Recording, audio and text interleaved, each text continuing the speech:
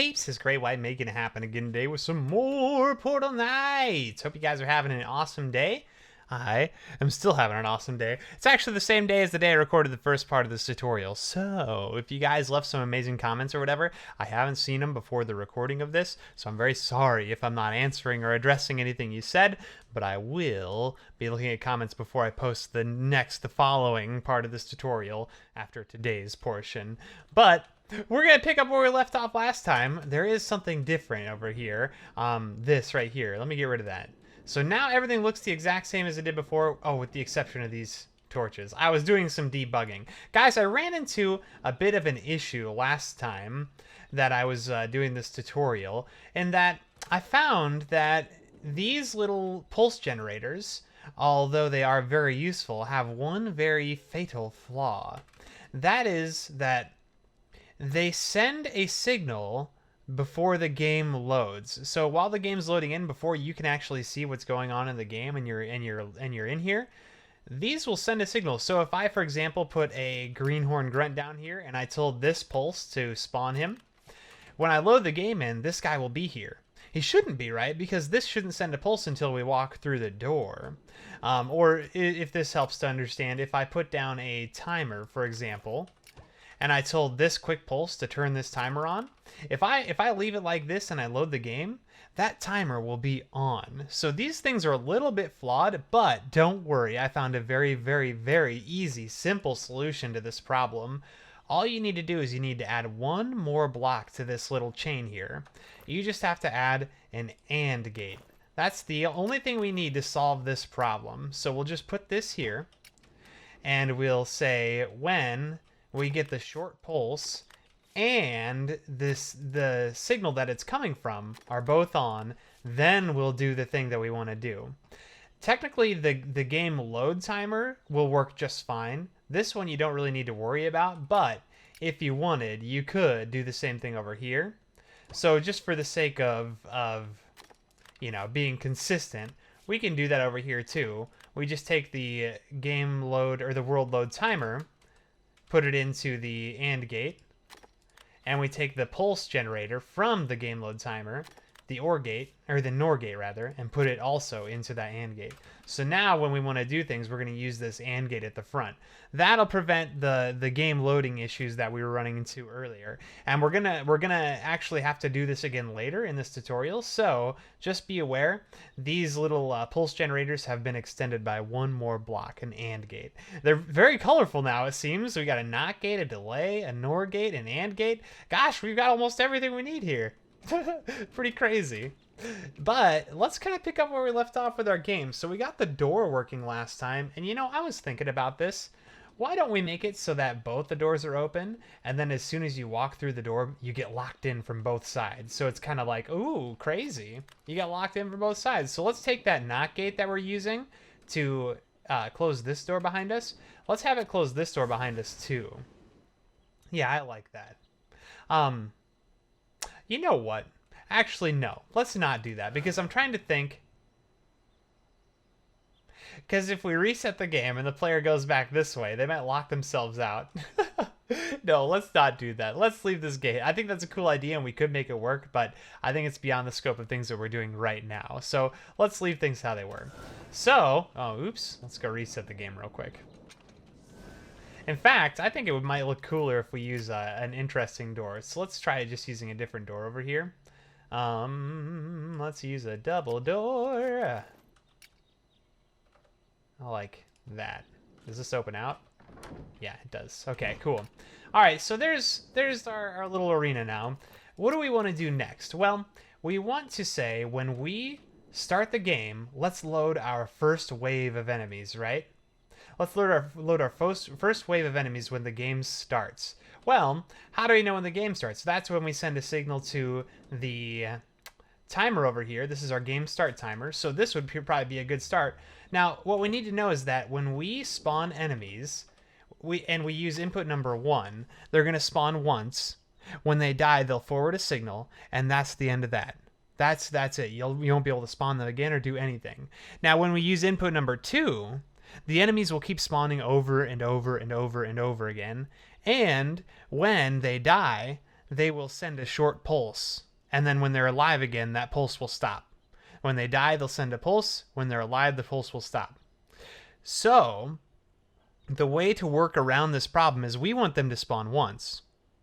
And when they die, send a pulse. But then I want to be able to spawn them again in the future if the player wants to go through the room again, right? So, or if they want to play the arena again, or whatever your use case may be. So what we're going to do is we're just going to send a quick pulse into input number 2, because that way the enemy will spawn. When they die, they'll send a signal out, and then they won't stop sending a signal, and they won't spawn again until I send another signal into input number 2. So, to get a short pulse, as soon as we walk through this door, we're just going to come over and grab our game start pulse generator. And again, we're going to use the AND gate now instead of the NOR gate. We're going to use the AND gate to tell these 3 little guys here, these Skelly boys, to spawn with input number 2. And how long is the signal going to be? Well, that's dependent on this delay, right? So this delay is 0.5 seconds, so we're going to send a 0.5 second signal into input number 2 for these guys. And it's that simple, really not too complicated. So they'll spawn, and they're not going to send a signal until they die. But I need to know when all 3 of them are dead. So how do I know when the player comes in here if they've killed this one, and this one, and this one?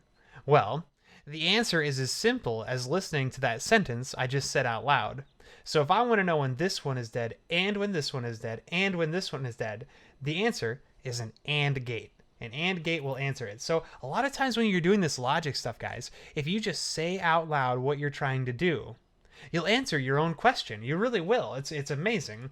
So let's come down here and let's grab an AND gate. So this is an AND gate. And let's build a new section to our little game here. Let's go like this, and let's go... Oh, we'll probably need a good amount of room. Let's see. And this probably, and then... Yeah, I think that'll be a good amount. Yeah. So let's go like this, and we're going to put down a chain of AND gates. So... Let's look at the problem we're running into. If I want to know when these 3 guys are dead, we're going to use an AND gate. Well, let's look at an AND gate.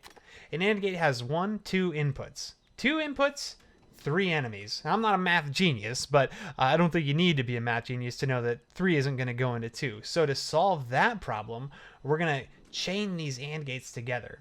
So I'm going to get a connection from the bottom AND gate, and I'm going to put it into the top AND gate. It doesn't matter which input you use, but considering it's coming up from the bottom, I'm going to use input number 2, just because that makes sense to me. And now, if I take a connection from this top AND gate, it's going to check to see if input number 1 is working, and it's going to check to see if input 2 is working, which is the bottom AND gate.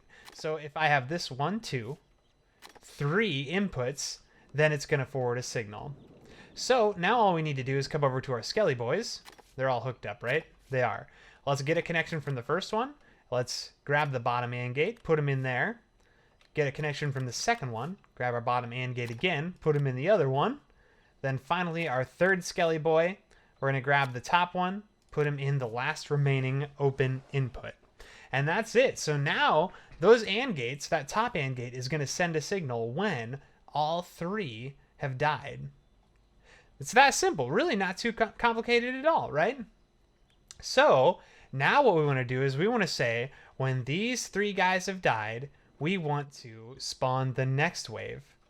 And when these 3 guys have died, we want to light up our first set of lanterns saying, hey, you made it through the first level.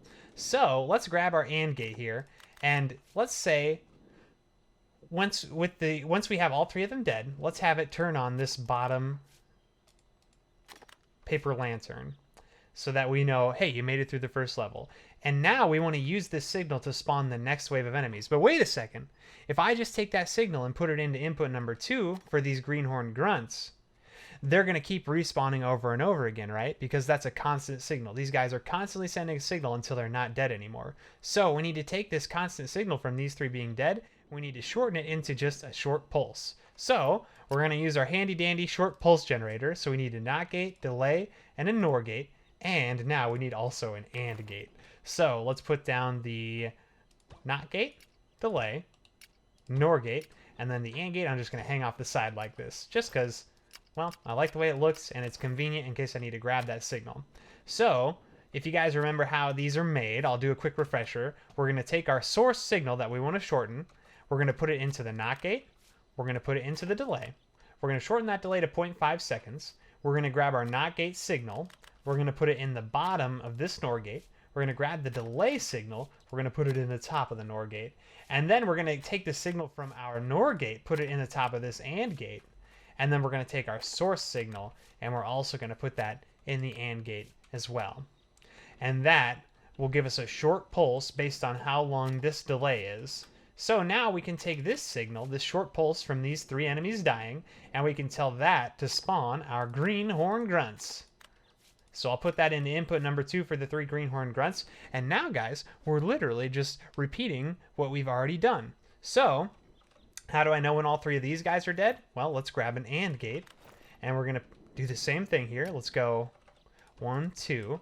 Let's chain these together. So I'm going to take the connection from the bottom one, put it into input number 2 of the top one, and then I'm going to come over here, grab our first greenhorn grunt, put him in the bottom one, grab our second greenhorn grunt, put him also in the bottom one, and then finally our last greenhorn grunt will go in the top one right there.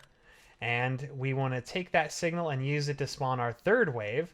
But when they're all dead, we're also going to want to turn on the middle light here. So let's go ahead and use that AND gate to turn on the middle light. Oh no, I accidentally hooked the wrong thing up. Oops. Let's grab the top one here, get connection. Let's put it in the middle one. Replace that greenhorn grunt. Oopsies. There we go.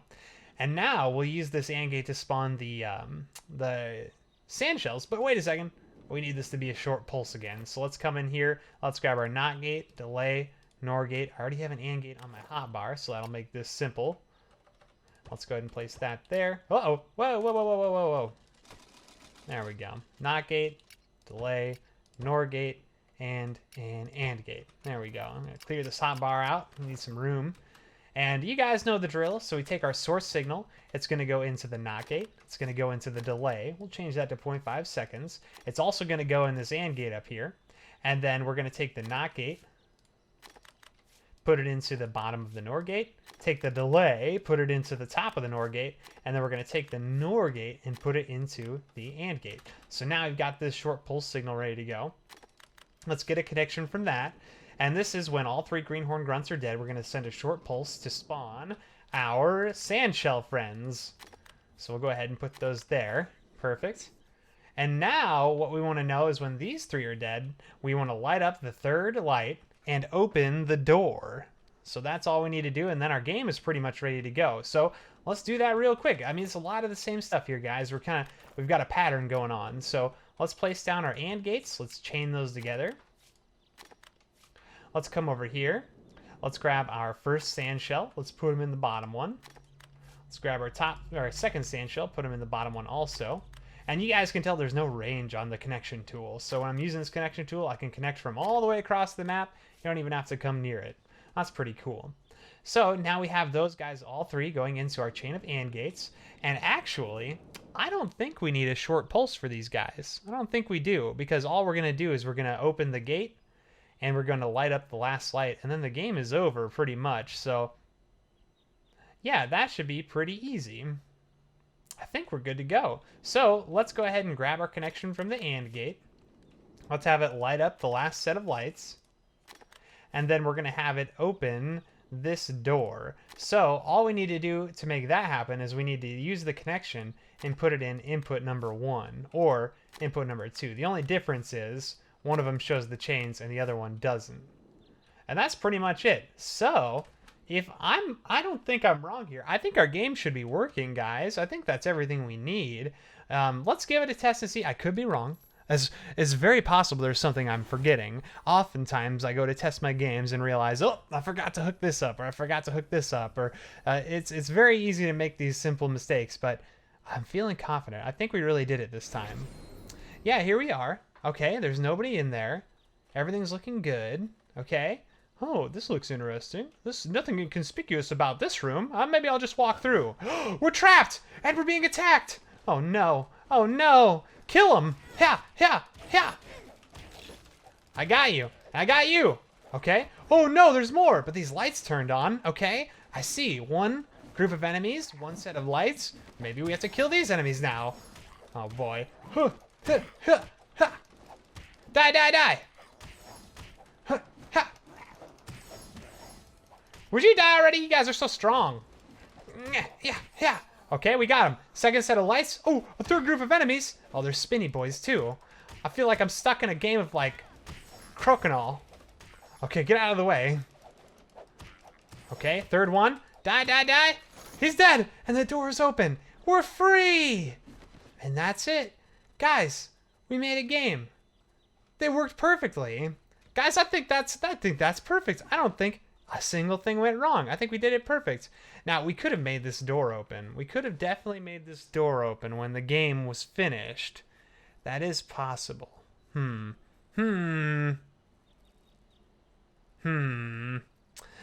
not sure about that. We could do that. It wouldn't be too tough to do. But you know what? Let's get your guys' feedback. That's the game. We just made a very, very basic arena. We just made a very basic arena. We have 3 waves of enemies. We have a way to indicate how many of the waves you've killed. We have something that happens when you're finished. The door opens, releasing you from the room. Yeah, that's it. And if we wanted to reset things, I believe. The reset's not gonna work. That's right. It kind of will work if we go like this, but we're gonna run into a problem that these sand shells are still sending a signal until they get respawned. So this door is gonna stay open until I kill these 3 greenhorn grunts. So maybe we'll fix that problem in the next video. Maybe in the next video we'll figure out a way to make it so you can replay the game. Yeah, now that these guys are alive again, they're no longer sending a signal. That would be a pretty easy fix, though. We could just use a timer to fix that. And now if I kill these guys again, we should be able to get out.